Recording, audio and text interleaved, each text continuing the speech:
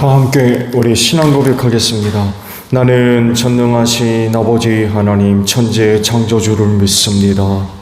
나는 그의 유일하신 아들 우리 주 예수 그리스도를 믿습니다. 그는 성령으로 잉태되어 동정녀 마리아에게서 나시고 본디오 빌라도에게 고난을 받아 십자가에 못 박혀 죽으시고 장사된 지 사흘 만에 죽은 자 가운데서 다시 살아나셨으며 하늘에 오르시어 전능하신 아버지 하나님 우편에 앉아 계시다가 거기로부터 살아있는 자와 죽은 자를 심판하러 오십니다. 나는 성령을 믿으며 거룩한 공교회와 성도의 교제와 죄를 용서받는 것과 몸의 부활과 영생을 믿습니다. 아멘. 찬송가 204장 부르시고 말씀을 듭니다.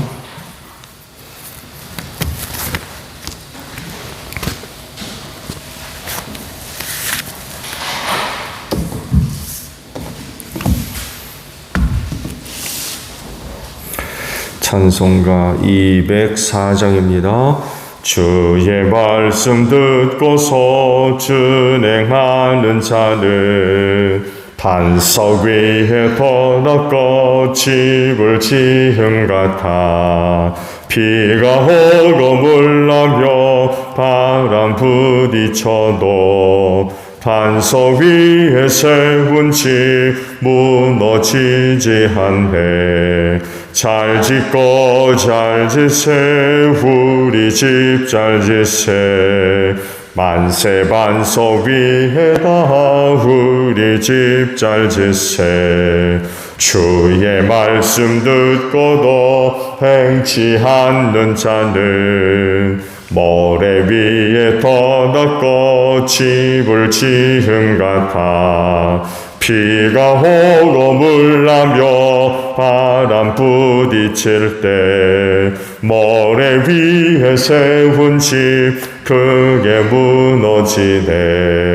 잘 짓고 잘 지세 우리 집 잘 지세 만세 반석 위에다 우리 집 잘 지세 세상 모든 사람들 집을 짓는 자니 반석 위가 아니면 모래 위에 짓네.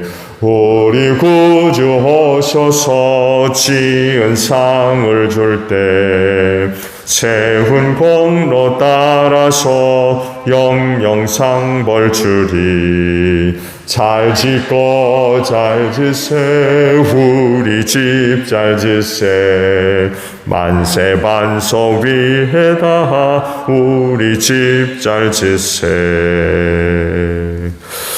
사사기 10장 10절로 마지막 18절까지 봅니다.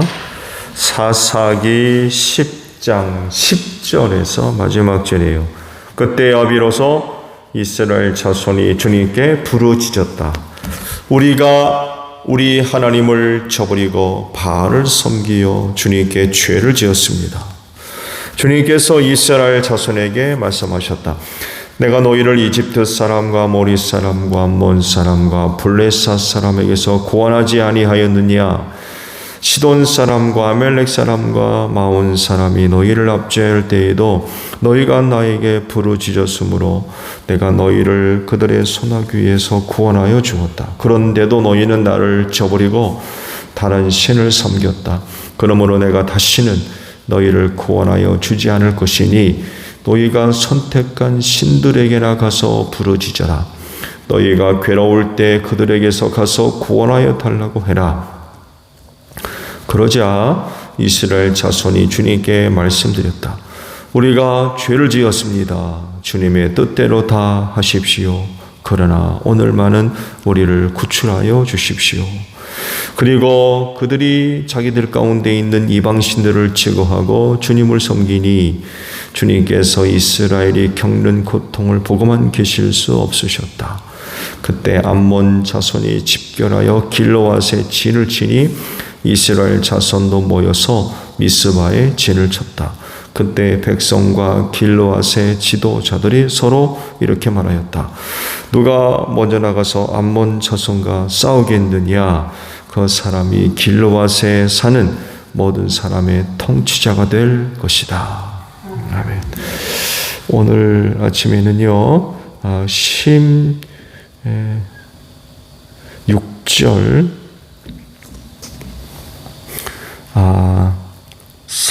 16절 전체를 보죠.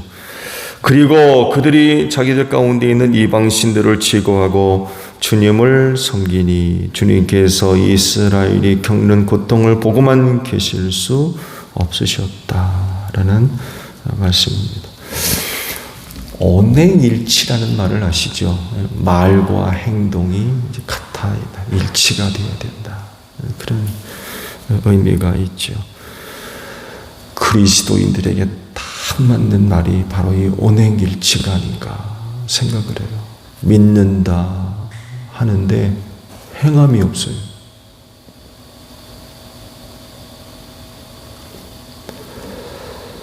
여러분, 신앙생활이 뭐예요? 이를 다르게 이야기할 수 있는 게 바로 이거 언행일치가 아닌가 생각합니다. 믿으면 행합니다. 순종한다는 거예요. 하나님께서 말씀하신 대로 순종합니다. 그게 신앙생활이고요. 언행일치가 아닌가 생각합니다. 믿는 대로 삽니다. 믿는데 거기에 합당하게 살지 않으면 그 신앙이 있다고 이야기하기가 어렵겠죠. 사실 믿는다면서 행함이 없는 신앙, 말씀대로 살지 않는 그런 그 모습이 있다면 그 믿음은 헛된 거죠. 가짜인 거예요. 참된 믿음이라고 하면 반드시 행함으로 나타나는데 그 말씀에 순종하는 거죠. 말씀을 지키는 것입니다. 그 순종이 쉽지 않겠죠. 천국이 아니기 때문에 그렇습니다. 더군다나 종말의 때가 다가오고 있는 때에 믿는 것을 행한다. 믿는 대로 행한다. 이거 쉽지 않습니다. 그 순종이 힘들고 또 어렵고 때론 위협과 위기가 될 수도 있죠. 사실 더 이 마지막 때 그런 게 없다고 그러면 그때는 말이 되지 않겠죠. 악한 세상에서 믿는 자들이 그 행함으로 지킨다라고 하는 건 큰 어려운 겁니다. 어려울 수밖에 없어요. 천국이 아닌 이상은 그것 때문에 많은 어려움을 당하고 위협과 위기를 겪을 수밖에 없죠. 근데 그렇다 할지라도 그렇게 합니다. 그게 신앙생활 아니겠어요? 언행일치로 그 삶을 통해서 믿는 것이 나타나는 이런 삶을 사는 사람들이 바로 그리스도인입니다. 이 모습을 오늘 말씀 속에서 또 발견할 수가 있어요. 사사입다 이야기죠. 부제를 보면 6절에 사사입다라는 그런 글이 잠깐 이제 소개되고 있는데, 사사입다가 등장하게 된 배경을 이제 쭉 말씀을 하신 거죠. 잠잠한 시대가 지났어요. 어제 말씀을 드렸죠. 사사시대 전체가 다 위기와 어려움과 혼란과 혼돈의 시기는 아니었다는 거죠. 두 사사가 있었을 때는 다른 시대와는 달리 굉장히 조용합니다. 거의 회복에 가까운 그런 사역들이 이루어졌기 때문에 다른 어떤 사도들과 같이 위기 때 등장해서 전쟁을 벌이고 위기를 극복하는 그런 상황이 아니에요. 말씀을 드렸던 대로 이제 아비멜렉이 등장하면서 무너졌던 여러 가지 하는 그런 부분들을 두 명의 사사가 등장해서 이제 회복을 이제 시키는 거죠. 근데 문제는 그게 또 지나가니까 또 타락하는 거예요. 또 이제도 사사를 통하여서 안정을 찾고 잃었던 것을 회복하고 이런 그 시기가 꽃을 피워서 더욱더 하나님을 잘 섬기는 그 야훼 신앙으로 나아가고 그 신앙의 기초를 다지는 이런 그 상황 가운데로 계속 나가야 되는데 좀 안정을 찾는가 하면 또 타락해가지고 이것도 영적으로 혼란 가운데 빠지는 이런 모습을 또 보여주게 되죠. 말씀을 봤듯이 어느 시기보다도 더 타락한 이런 그 모습들을 보여주게 됩니다. 그런데요, 그 당시 가나안에 정착한 이스라엘이 하나님을 버리고 이방신을 섬겼다라고 할 때에는 단순히 그냥 이방신을 섬기는 그런 상황이 아닙니다. 그들이 만든 신전에 가서 제사를 드리고 단순히 그냥 이방신을 섬기는 이런 그 수준이 아닙니다. 이스라엘 백성들이 이방신을 섬기고 타락했다라고 할 땐 우리가 함께 염두에 두어야 될 것은 육체적 방종, 타락, 이것이 바탕에 깔려 있다는 것을 여러분들이 염두에 두고 이런 그 말씀들을 보시면 될 것 같아요. 왜냐하면 가나안의 이방신 문화가 그 타락한 생활을 부추겼기 때문에 그렇습니다. 하나님을 섬길 때의 그 섬기는 내용, 방법, 이런 것들이 있잖아요. 그렇죠? 특히 대표적으로 율법을 들 수 있죠.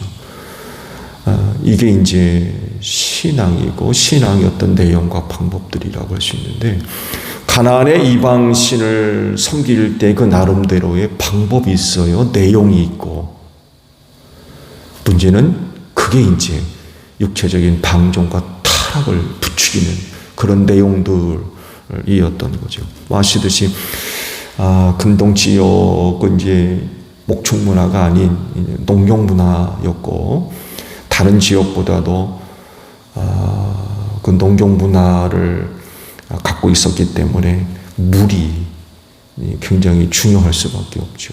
물. 근데 이방신을 섬길 때 중요한 주제 중에 하나가 이제 풍요입니다. 풍요. 그 풍요로움을 위해서 필요한 게 뭐예요? 비가 와야 되잖아요. 근데 이 비를 어떻게 내릴 거냐라고 할 때에 바로 이 육체적 방종의 생활들을 추구했어요. 그래서 이방 신전에는 공식적인 창녀 혹은 남창이 있었습니다. 공식적인 남창이나 창녀. 이방 신전에 그 제물 드리러 갔다가 거기서 이제 난잡한 생활을 하는 거예요. 그런 것들을 하는 이유는 그렇게 함으로 인하여서 저들이 섬기는 신을 자극시키는 거예요. 자극시키면 뭐가 와요? 비가 오는 줄로 알았어요. 그러니 그 생활이 어떻겠어요? 이건 말할 수가 없는 거예요. 더군다나 율법을 가진 백성들이 하나님을 섬겨야 되는데 그렇지 않고 이방 문화에 빠졌을 때에는 어떻겠습니까? 이 말씀과는 정반대되는 그런 생활이 나타날 수밖에 없는 거예요. 율법을 받은 백성의 모습을 전혀 찾아볼 수가 없는 거예요. 엉망진창인 거죠, 생활이. 하나님께서 보실 때 어떻겠습니까? 하나님의 은혜로 살아야 할 가나안 땅인데 오히려 그 땅에서 하나님의 진도를 받는 생활을 하니 그 땅에 그들을 받아들일 수가 없는 거죠. 하나님께서 그래서 그때마다 진노를 하셔가지고 이방인들에게 넘겨줘서 핍박받는 이런 그 일들이 반복적으로 나타나고 있는 거죠. 또 이제 정신 차리고 나면 아이고 두 손 들고 옵니다. 하나님 잘못했어요. 뭐 용서해 주세요. 오늘 보신 말씀이 바로 그거예요. 그렇게 살다가 또 하나님의 진노로 인하여서 어려움을 당하니까 두 손 들고 오는 거죠. 아이고 하나님 잘못했습니다. 구원해 주세요. 이런 생활이 반복적으로 보여주고 있는 게 사사시대이죠. 이번에도 이스라엘이 그렇게 살다가 하나님으로부터 진노를 통해 가지고 깨달음으로 아이고 잘못했구나. 그리고 이제 회개하고 용서해 달라고 하나님께로 돌아오는 모습을 이제 기록을 하고. 근데 주의를 기울여서 보아야 할 말씀이 바로 오늘 주신 그 말씀입니다. 그들의 태도, 그런 그 자세입니다. 입술로만 자기들의 잘못을 인정하고 회개하지 않았습니다. 어떡합니까? 그동안 자기들이 섬겼던 이방신들 전부 다 제거했다라고 말씀을 하죠. 입술로만 잘못했습니다. 그렇지 않고 행동으로도 하나님 아버지 앞에 이방신을 척결하는 그런 그 모습까지 보여주고 있다는 거죠. 신앙생활은 바로 이렇게 하는 것입니다. 말로만 그런 것이 아니라 그것이 행동으로 보여지는 그런 삶을 사는 것이 그리스도인입니다.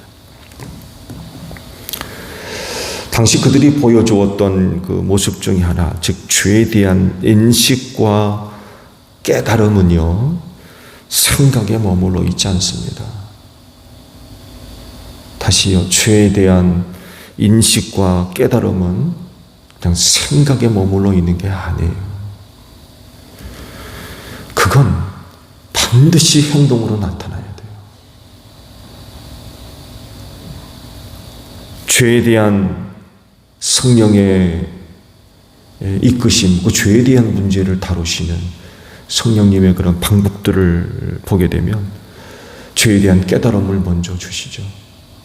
죄에 대한 깨달음. 전혀 그게 죄가 되는 줄 모르고 있다가 성령께서 그 죄된 부분들을 깨닫게 하십니다.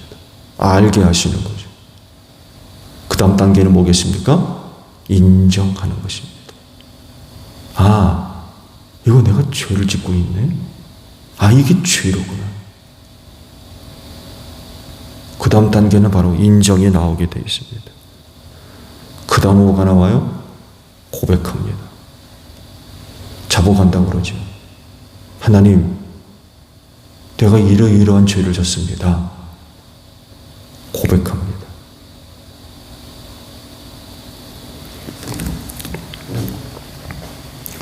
그런 다음에 나타나는 마지막 단계가 뭐예요? 돌아서는 것입니다. 다르게 표현하면 돌아온다고 그러죠. 돌아서는 것. 죄악된 길을 걸어가다가 완전히 180도 돌아서는 것. 그냥 그 자리에 머물러 있는 게 아니라 돌아서는 것.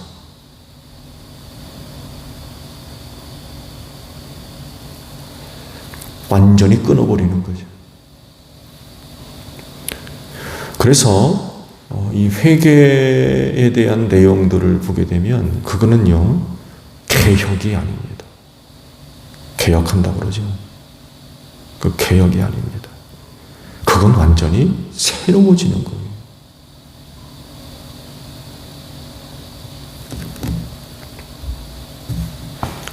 완전히 다른 존재로의 변화입니다. 그래서 성경은 이걸 가리켜서 중생, 거듭남이라고도 표현되어 있어요. 그리스도 안에서 완전히 새로워지는.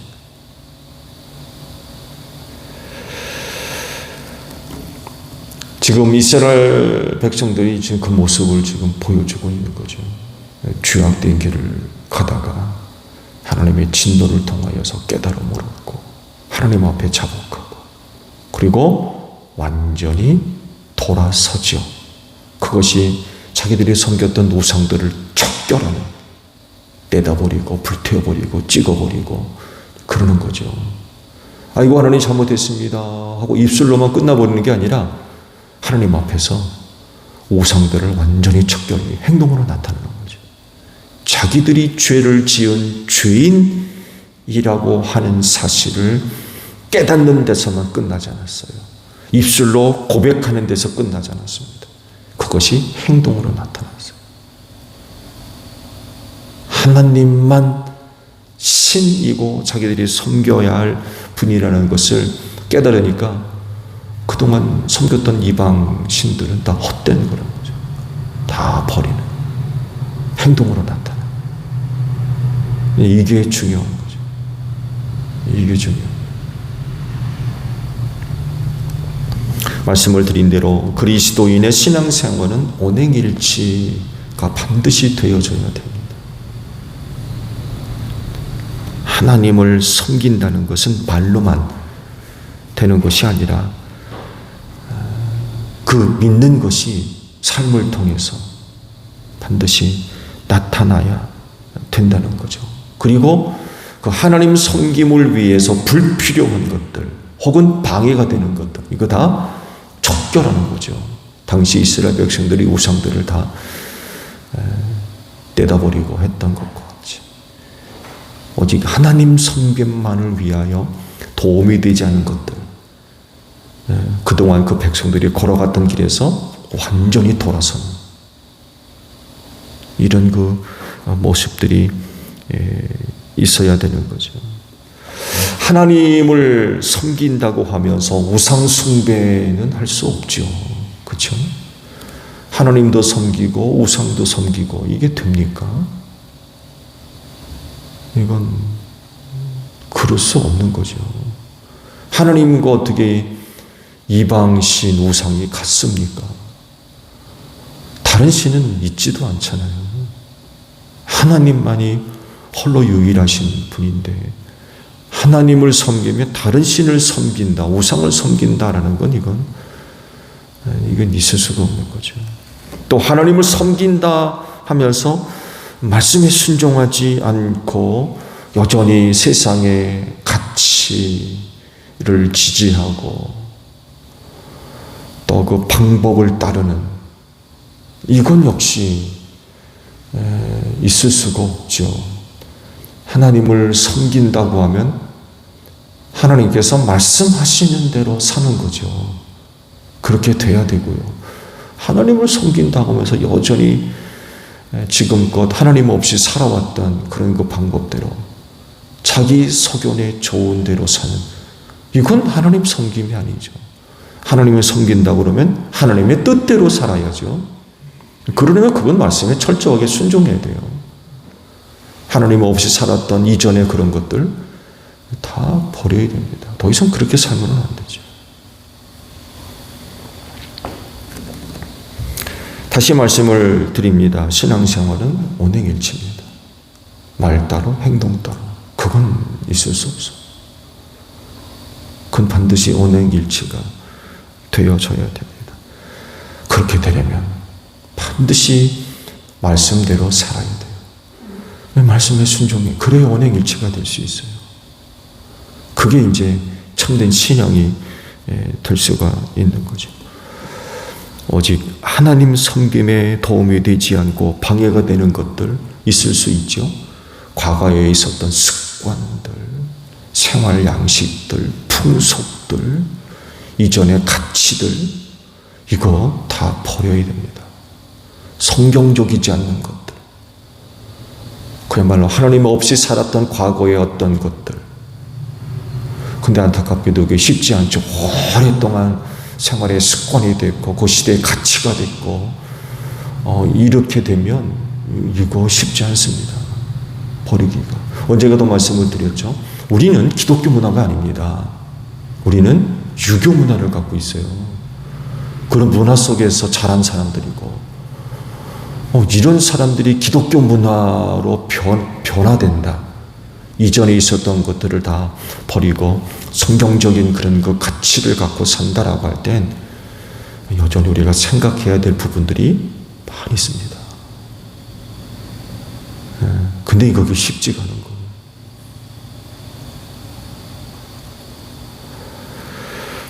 그러나 그럼에도 불구하고 여전히 성경은 우리에게 말씀을 하시기를 말씀에 순종해라. 말씀에 순종해라. 말씀을 지켜야 된다. 그런 그 말씀들을 우리에게 하고 계시죠. 온행일치가 되어야 됩니다. 오늘 하루도 하나님을 섬기는 자들로서의 삶의 모습들이 아름답게 고백되어지고 지켜질 수 있는 여러분들이 되시기를 바랍니다. 주기도문 합니다. 하늘에 계신 우리 아버지, 아버지의 이름을 거룩하게 하시며 아버지의 나라가 오게 하시며 아버지의 뜻이 하늘에서와 같이 땅에서도 이루어지게 하소서. 오늘 우리에게 영할 양식을 주시고 우리가 우리에게 잘못한 사람을 용서하여 준 것 같이 우리 죄를 용서하여 주시고 우리를 시험에 빠지지 않게 하시고 악에서 구하소서. 나라와 권능과 영광이 영원히 아버지의 것입니다. 아멘. 기도하겠습니다.